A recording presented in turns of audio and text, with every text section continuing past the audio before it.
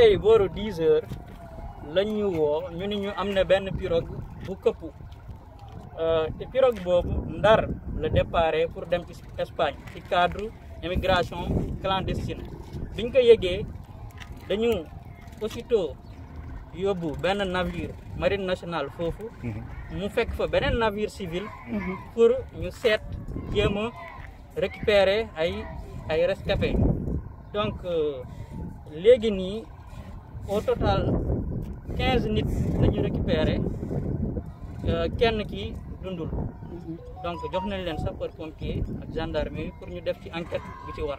opération yi mi ngi wéy ak est-ce que di ngeen xaar ni ngeen maa ngi gis ñoo xamante ni daañu dund.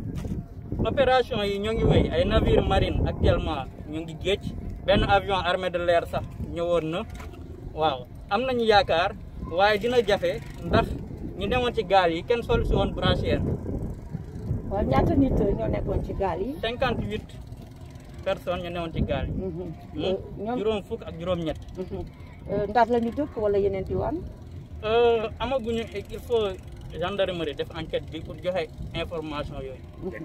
merci beaucoup jërëjëf.